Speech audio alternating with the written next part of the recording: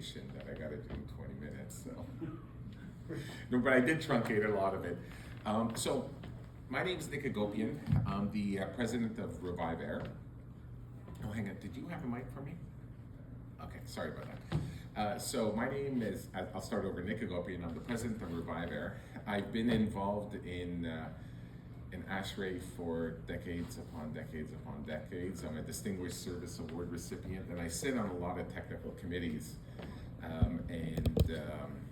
It's really interesting to see the evolution from AHR standards being, like as an example, MERV ratings to protect cooling coils with an absolute disregard for human health, to today it being a human health. So in this presentation, I know a lot of the presentations have been about products, and I will touch on products as well as other types of products, but I'm going to focus a little bit with an AHR hat on and talk about what's going on in AHR and why there is a sudden change from being just a numbers organization to being a health-focused organization, at least on the standard side, which obviously, as you all know, gets adopted by code.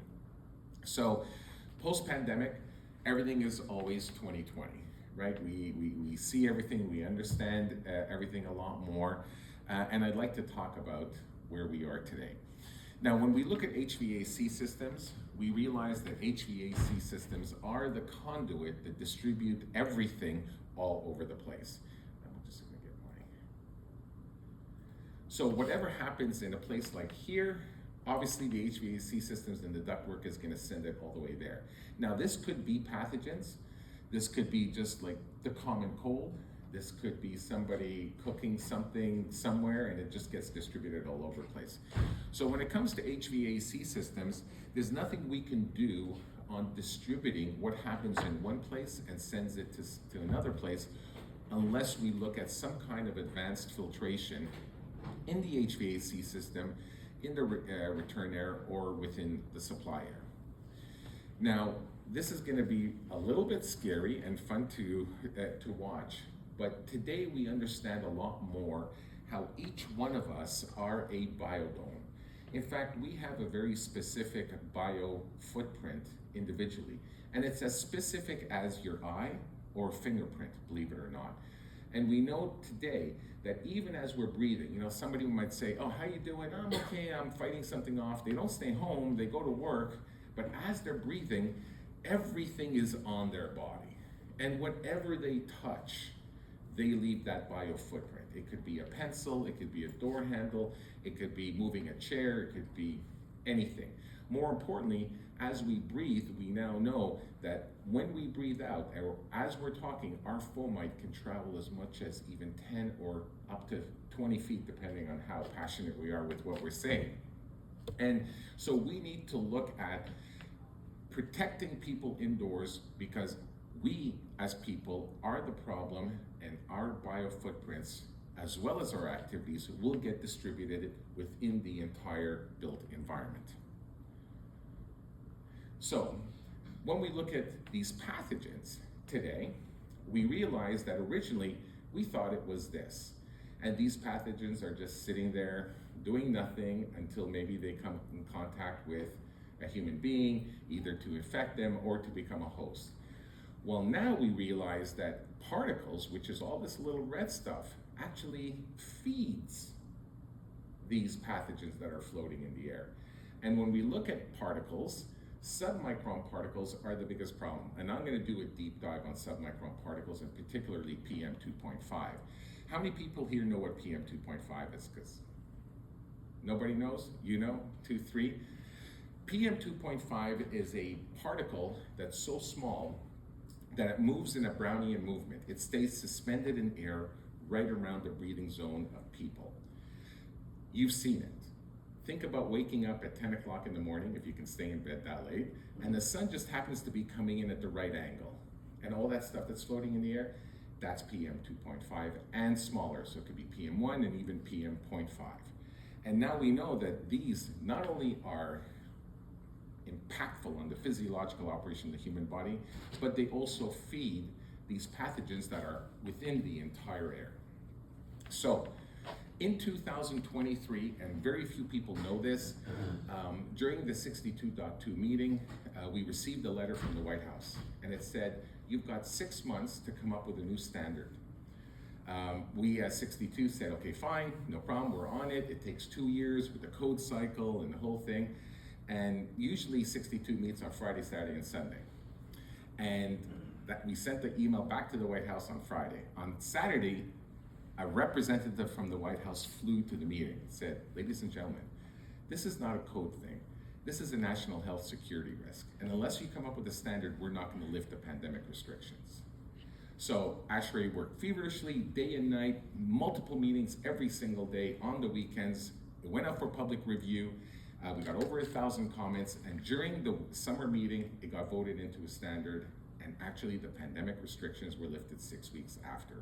And that standard is standard 241 on the control of infectious aerosols within the built environment. And there are 2 ways you can control pathogens within the built environment. Either using ventilation, you've heard people say, oh, open your doors, open your windows, and all that kind of stuff. But can you do that in the middle of summer in Miami? No. Can you do that in the middle of winter in Minneapolis? No. So the preferred method is to use filtration. And filtration is a good way of proceeding, but filtration can potentially be a biohazard, because if you've got a virus on the filter, a virus doesn't die. It stays living. It's looking for a host, and it could be looking for a host for millions of years because it's always there. So electronic filtration is the best way to go. But if you are going to be using electronic filtration, you have to make sure that there's no ozone, you have to make sure that there are no byproducts, and you can't use SARS, because we now know that SARS is actually a very weak pathogen, and you have to use MS2. And MS2 is a lot more resilient and a lot more difficult to remove. So knowing all of this, we started following something called DALY, which is Disability Adjusted Life Year. You have you're born, healthy life, you have an incident, healthy life, incident, healthy life. These healthy lives get shorter and shorter and shorter. We live disability and we die young. And pathogens and PM 2.5 and smaller are the major impact of that. And this study looked at everything. It looked at high body mass index, low diet in fruits, high blood pressure, high cholesterol, blah, blah, blah, everything across the board. 2 of the top 10 reasons is indoor air quality. And out of that, PM 2.5, secondhand smoke, and formaldehyde were the top 3. So the University of Nottingham studied DALY and the impacts. And a lot of people, and I can do a deep dive, whoever's interested, offline, but they tried to normalize it so we understand what those mean. So the number of deaths and injuries caused by alcoholism is 1,200 DALYs. This is just so you can relate to it. Smoking, 26, transport injuries, 1,000. That's planes, trains, automobiles, bicycles, motorcycles, whatever it may be. Well, so if we focus alcoholism in the entire nation and transport injuries, PM 2.5 is 1,600. It's even worse than all of those. Things like radon that we know is quite problematic, and ozone is problematic, and formaldehyde that's a class A carcinogen are 120, 34, and 10. It's nothing. Particle matter has become extremely important, and when we look at the total harm that we see on our bodies, particle matter, PM 2.5 and PM 10 constitutes to 79% of the total harm that's imposed on our bodies within the built environment. Now, what is PM 2.5 so you can evaluate it or rationalize it? Here we have fine beach sand, a strand of hair. The blue dot is the PM10, that's this big dust that we typically filter out with MERV 8 filtration. The red dot on the blue dot is PM 2.5, and PM 2.5 is 1/4 the size of a red blood cell. So now we know what's going on in our bodies, because as we breathe these pathogens and wildfire smoke and PM 2.5 in, it'll make its way all the way down here in our lungs. And in the alveoli, you'll see that this barrier that exchanges CO2 and oxygen is very thin. It's 0.1 to about 2 micrometers. And one skin cell is 30. So what you breathe in ends up in our bloodstream. And in fact, the Institute of Medicine has now deemed PM 2.5 a promoter of heart attacks and strokes, because it's like sand, it's like a dust. It is a dust, but it goes into your blood, and it thickens your blood. So what happens at that point is your heart has to pump harder. And if you exert yourself, then at that point you're putting your heart under stress. So particle matter is huge. And in the 2025 62.2 standard, which is the latest standard that's coming out this year, no more MERV 8 in residential applications. Minimum MERV 11 moving forward. And 62.2 is evaluating that right now. 62.1 is evaluating that right now in commercial applications, but they're thinking about going to MERV 13. And there's a little bit of drama, by the way. Your MERV 13 that you buy, and we got some filtration experts here, may not be MERV 13 with some companies, because a lot of these filters have a static charge. You know, when you go, if you have kids, you blow a balloon up, you rub it on your hair, you stick it on the wall, it has a static charge. The EPA published a report, and some of the filters that say they're MERV 13, once they remove the static charge, which typically dissipates after about 10 days within installation, goes down to MERV 9. So now we have an Appendix J that's saying you need to condition the filters to remove that charge and then test it and evaluate whether you're actually at a MERV 13 or a MERV 9 or a MERV 11. And when we look at PM 2.5 and a simple 10 micrograms per meter cubed of PM 2.5, which is really nothing, will increase asthma in children by 34%. It'll increase dementia in elderly by 46%. And this is the latest data that came out from the World Health Organization about 6 months ago. So particle matter, in concert with wildfire smoke and pathogens, will make its way directly into your blood and get distributed to every organ and even penetrate the brain-blood barrier. So the Institute of Medicine is evaluating the particles as the stem to Alzheimer's.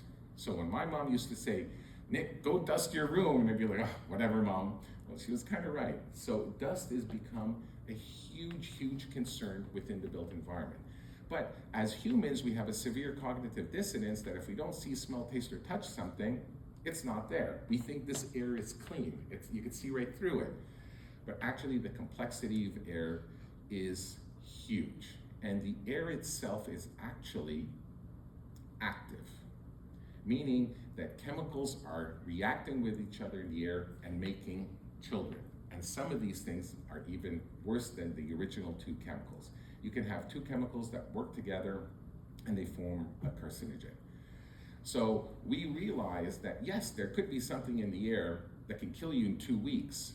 However, the impact here is not to look at something like that, which is a pandemic, but how do we improve indoor air quality within the built environment? And that's by improving the standards that we have today. Hence why MERV ratings are going to be going up within standards, and of course what's going to be adopted by code. So we have technologies that are out there. We have UV lights, we have photocatalytic oxidation, ionization, whether it's bipolar ionization or needlepoint ionization, some hydrogen peroxide, and then of course this thing called non-thermal plasma. And I'm going to talk about each one of these things. Ionization, whether it's bipolar ionization or needlepoint, it's a proven technology. It has worked. It's gotten a little bit of a bad rap. I don't think it was fair, but it's had some issues. I think they did a really, really good job in the pandemic, but there are some concerns, and the EPA has some concerns because everything that I mentioned before, other than non-thermal plasma, is an emitter. It's putting something in the air, and whether the reaction is occurring within the HVAC system or within the space, it's not confined. And this is one example of that. When we look at photocatalytic oxidation, which by the way, I absolutely love. Everyone's familiar with photocatalytic oxidation? No? You've experienced it. Photocatalytic oxidation is taking titanium dioxide and exposing it to UV rays. Think about being in California during the day, or any beach during the day, and it smells amazing. It smells fresh. You go there at night, and it's not the same smell. You can kind of, sometimes you even have a fishy smell. The reason is because the sun is activating the titanium dioxide and generating OH negatives, which are hydroxyl molecules, and they purify the air. So people have tried to miniaturize it within HVAC systems. And some have succeeded, fairly well, but still have problems, while others haven't. And that's because they're not getting enough radiation from the UV light onto the titanium dioxide. And in 2015, Concordia University did some research, and what they found is that yes, you can produce a non-toxic contaminant, but you may end up producing a toxic contaminant as well. And in their conclusion, they said, imagine if in an effort to clean the air more efficiently, you were involuntarily introducing chemicals more dangerous than the ones you were trying to scrub. So it works, but some concerns. Hydrogen peroxide, it's great for hospitals and surgical suites, but can you really use it within the built environment? Because it is an irritant itself. And then we're left with UV lights. And UV lights, again, a proven technology, it works. There's nothing that says it doesn't work if it's applied correctly. Here we have a really happy technician that installed a UV light and says, oh, I'm protected. And there's some cautions here. We now know that from the research, UV lights will degrade by 20, 15, 20%, even 25% after 4,000 hours. That's a half a year. And if you don't take that into consideration, it's kind of like when we started prescribing, a kid goes into the doctor's office, oh, I got an earache, here's Zithromax. Oh, I got a nose infection, here's Zithromax. I've got a hangnail, here's Zithromax. We overprescribe antibiotics.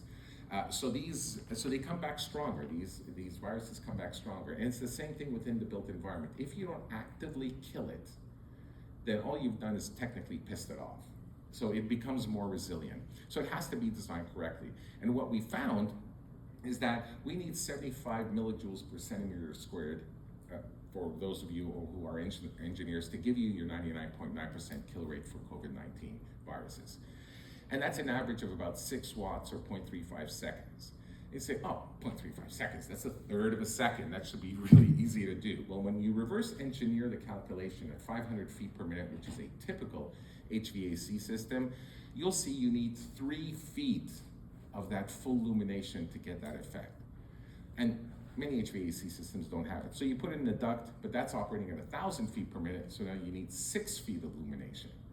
So it gets to become a little bit expensive. And a recent study that came out this year on germicidal UV lights found that it does produce ozone. And I apologize for the complexity of this slide. And whoever wants these slides, by the way, I see a lot of pictures being taken. I'll be more than happy to give it to you. You're producing methyl acrylate, acetone, which are all irritants, as well as ultrafine particles.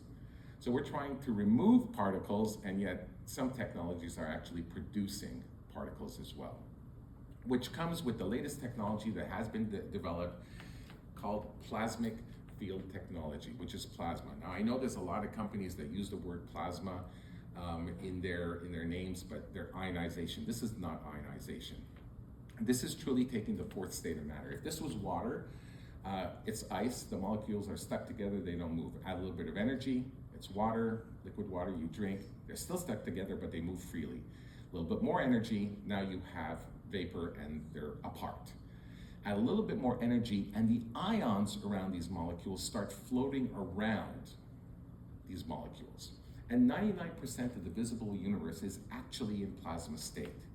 And there are 2 types of plasma: hot plasma, lightning, arc welders, that kind of stuff, and cold plasma, which is what this technology is about. And if you have a ball such as this, it's a novelty ball, I'm sure you've seen them at science fairs and whatever, you touch it and you see the arc following your finger. And the glass itself is an insulator, you don't feel any of the electricity. But if you take an unplugged CFL light bulb and you bring it close, it'll start to illuminate. And if you'd like to see an example of this, come by booth 3490 and we'll show you how that works. Because the molecules around this bulb have their ions floating apart. And that's what Nikola Tesla was talking about with free energy. All we're trying to do here is confine it into these small little tubes where we take 120 or 220 volts up to 5,500 volts at very low amperage and create this field. And unlike any other technology that's in the market, we're not trying to kill the pathogen or render it non-effective. All we're doing is, as it moves through this field, is we create a lesion in the body or the fatty tissue, the protein, to expose the genetic material to atmospheric oxygen. So we oxidize as well, but not because of a reactive oxygenated species, but we allow Mother Nature to take over and just atmospheric oxygen to perform the kill of a DNA-based pathogen and render an RNA-based pathogen ineffective. So does it actually work? Here's an innovative bioanalysis report, which is the only US government-approved laboratory that is allowed to store and handle the live SARS virus. And you can see very, very, very high effectivity rates, almost 99.97%. And the latest AHR standard, as I said earlier, said don't use SARS, use MS2. And with MS2, you can see something that's similar as you see here. And then when you look at ozone and byproducts, it's 0. So nothing comes out of this thing because it's confined. Now, what's really, really interesting is in the December issue of the AHR Journal, there was a peer-reviewed article on some research from a university using non-thermal plasma. And they looked at the composition of air, and you could see from the composition of air that PM5 and PM10, which is what our filters normally filter out, is very small because it's heavier than air and gravity takes over and it sinks onto the floor. And that's why we vacuum and it's on tables and computer screens and all that kind of stuff. But most of it is PM0.5 to about 3. And when we filter these particles using MERV13 filtration, you get this kind of green bar performance. When you use plasma by itself, which is the blue bar, it exceeds MERV13 filtration. And then when you combine the two together, one after another, where the non-thermal plasma agglomerates the particles and then allows the MERV13 filter to remove it, you're seeing H13 HEPA performance. Now, why is that important? It's important because of, yes, we're getting the pathogen filtration. Yes, we're able to filter out submicron particles, but we do it with less static pressure. So we tried to replicate this in a laboratory at LMS Labs in Minneapolis, and we saw the exact same thing. We tested it against MERV8, and we just got the results using MERV13. But with MERV8, this is the performance. Non-thermal plasma, this is the performance. MERV13 is up here, and the gray line is when you combine the two. And the test that we just completed with a MERV13, we were able to get MERV16. And that's essentially because these ions that are floating around are agglomerating these particles and allowing lower efficiency filters to trap it. So it's the kind of thing that's saying, if you have 4 PM2.5s, well, there's your PM10, a MERV8 will remove it. So agglomeration becomes very, very important. And we're running a test right now at Lincoln Center, monitored by Con Edison, which is a utility in New York City. And we're seeing tremendous results, paybacks as little as 1 year if you remove a MERV16 filter. If you only remove a MERV13 and downgrade it to MERV8, you get a 2-year payback. So there's definitely a benefit in looking at this advanced filtration, not only for pathogens, because not only do you conform to standard 241, but you're conforming to that standard as a proactive performance rather than a reactive performance. Because in 241 it's saying, oh, open your windows. Well, that's after somebody's been infected. But if you could be proactive and keep the space clean, then at that point you're not allowing anybody to be infected. And the beauty behind some of this technology is that you don't have to replace it. This technology is good up to 10 or even 20 years, and all you have to do is clean it once every 6 months using water. So it becomes a green environment, a green product. And as we approach Challenge 2030, where every single product has to be evaluated from cradle to grave on its global warming potential, this kind of a technology has the lowest GWP as consulting engineers start evaluating what is the environmental footprint of that building. Applications can be limited to a person's imagination. They can be designed as circular, they can be designed as square, they could be put in return air, it could be put in supplier, or it could be put into central station systems. And this particular application here was for the 2022 Olympic Games in China, in Tianjin. And at the airport, the moment you landed and got off the plane, those units underneath the jet bridge had this technology. When you're in the terminal, the central station systems had this technology. When you left the terminal and went to the train station, had this technology. When you left the train station, we're in the train cabin car itself, it had this technology. And that was the only way that they allowed, well, not the only way, it was one of the ways that the 2022 Olympic Games actually took place, because there was a pathogen strategy that was applied within the, call it public spaces. So I'd like to thank you. I may have gone over a little bit here than I should have, but you've got my contact information, and if anyone's interested in getting a copy of the slides, I'd be more than happy to give it to them. As mentioned earlier, for those of you who just came in afterwards, this is normally a 1 hour presentation. I apologize, ma'am, you came a little late.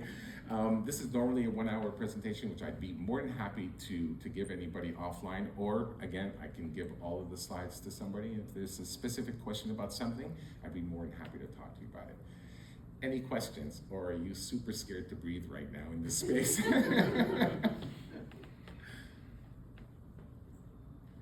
Everyone's really scared. Yes, sir. Question. So these filters, they are thicker. So they're designed, they're actually 1 inch, and for people like the metric system, 25.4 millimeters nominal, but they're normally actually 7/8 inch. And the reason we designed them that way is because people have 2-inch filter tracks, or they have a 1-inch filter track. And if they have only 1-inch filter track, in residential applications, it could be slid in, and as I mentioned in the chart, you get about a MERV 10 to a MERV 11 by itself. But for 2-inch filter tracks, which is a majority of the applications, you can remove a 2-inch MERV 13, slide in this 1 inch with a cheaper, lower cost MERV 8 filter in its place, and just put it right into there. So we designed it as 1 inch so that it can fit into any application that's out there. If you have, like as an example, a 4-inch filter track, we put in our 1 inch, we give you a spacer, and you slide in a 2-inch MERV 8 or a MERV 13. So it's designed to be specifically only 1 inch, but the geometry can change, the face area can change. We're bidding some billionaire's condo in Manhattan, and he and she has 8-inch by 36-inch, 8-inch by 42, and 8-inch by 48-inch return slots. So it's going into the return slots in that application. I probably shouldn't say this, but I'll say it. I sit on the technical committee, and pathogen control, of course, is very important for the space station and deep space travel. And Artemis 2 is looking at this, and the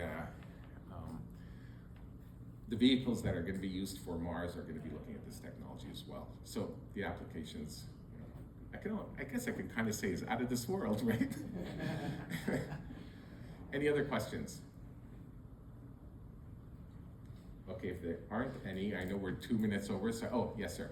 All right, just to do a follow. For customers, residents, right? Yes.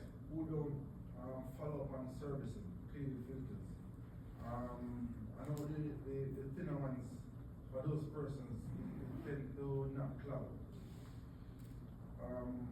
They said these ones are thicker. Does it restrict the airflow when a person who don't service on a regular basis? No, it doesn't actually. We recommend every 6 months to a year, but I would thank you for that question, because we ran a test to see if it's going to stay working for 2 years without any cleaning. Yes. And this was done like in New Jersey, like very humid area, and at least in the summertime. And to our absolute surprise, not only did it continue working, because the holes are about 1 inch in diameter, and they're wide, so everything goes through it. It's the after filter that captures it. But to our absolute surprise, the cooling coil had 0 biofilm formation. So not only does it do this other stuff, but it also controls biofilms on cooling coils. So we haven't seen any issues if the person is not very disciplined in servicing their filters. Okay, if you want to take a picture of that and reach out to me, again, we're in booth 3490, or we can just take it offline and we can talk in more detail afterwards. Thank you very much for the time.